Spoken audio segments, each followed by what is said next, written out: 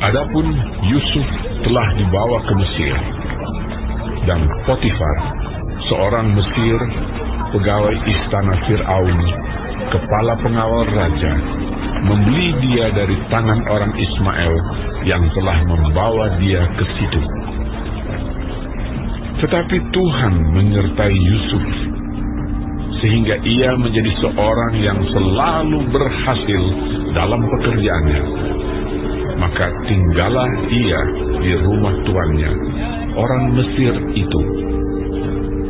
Setelah dilihat oleh tuannya bahwa Yusuf disertai Tuhan dan bahwa Tuhan membuat berhasil segala sesuatu yang dikerjakannya, maka Yusuf mendapat kasih tuannya dan ia boleh melayani dia. Kepada Yusuf diberikannya kuasa atas rumahnya dan segala miliknya diserahkannya pada kekuasaan Yusuf. Sejak ia memberikan kuasa dalam rumahnya dan atas segala miliknya kepada Yusuf, Tuhan memberkati rumah orang Mesir itu karena Yusuf, sehingga berkat Tuhan ada atas segala miliknya, baik yang di rumah maupun yang di ladang. Segala miliknya diserahkannya pada kekuasaan Yusuf, dan dengan bantuan Yusuf, ia tidak usah lagi mengatur apa-apapun selain dari makanannya sendiri. Adapun Yusuf itu manis sikapnya dan elok parasnya. Selang beberapa waktu, istri tuannya memandang Yusuf dengan berahi, lalu katanya, "Marilah dengan aku." Tetapi Yusuf menolak dan berkata kepada istri tuannya itu, "Dengan bantuanku, tuanku itu tidak lagi mengatur apa yang ada di rumah ini. Dan ia telah menyerahkan segala miliknya pada kekuasaanku.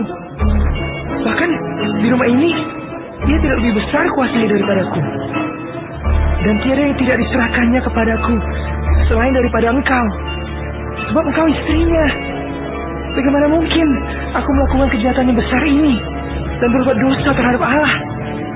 Walaupun dari hari ke hari perempuan itu membujuk Yusuf, Yusuf tidak mendengarkan bujukannya itu untuk tidur di sisinya dan bersetubuh dengan dia.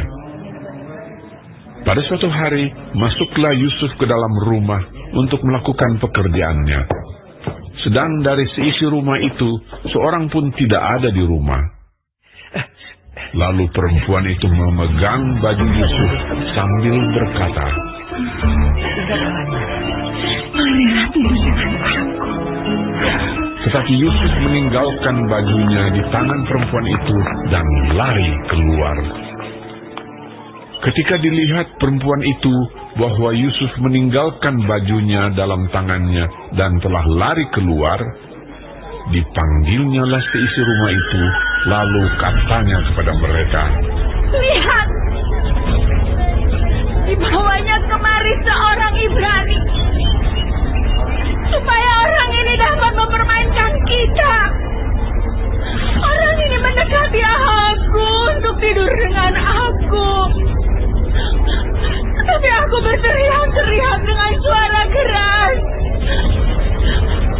Dan ketika didengarnya bahwa aku berteriak sekeras-kerasnya, ditinggalkannya lah bajunya padaku. Lalu ia lari keluar." Juga ditaruhnya baju Yusuf itu di sisinya sampai tuan rumah pulang. Perkataan itu jugalah yang diceritakan perempuan itu kepada Potifar. Katanya, "Hamba orang Ibrani yang kau bawa kemari itu datang kepadaku untuk mempermainkan aku.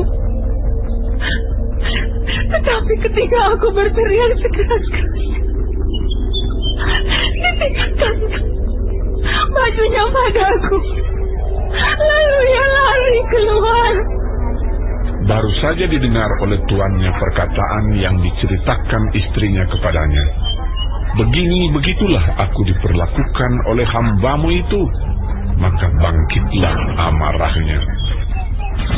Lalu Yusuf ditangkap oleh tuannya dan dimasukkan ke dalam penjara, tempat tahanan-tahanan raja dikurung.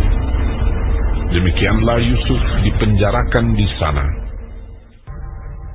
Tetapi Tuhan menyertai Yusuf dan melimpahkan kasih setianya kepadanya, dan membuat Yusuf kesayangan bagi kepala penjara itu.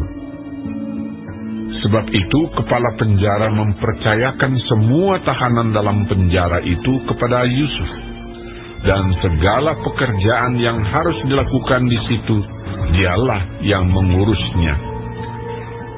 Dan kepala penjara tidak mencampuri segala yang dipercayakannya kepada Yusuf, karena Tuhan menyertai dia, dan apa yang dikerjakannya dibuat Tuhan berhasil.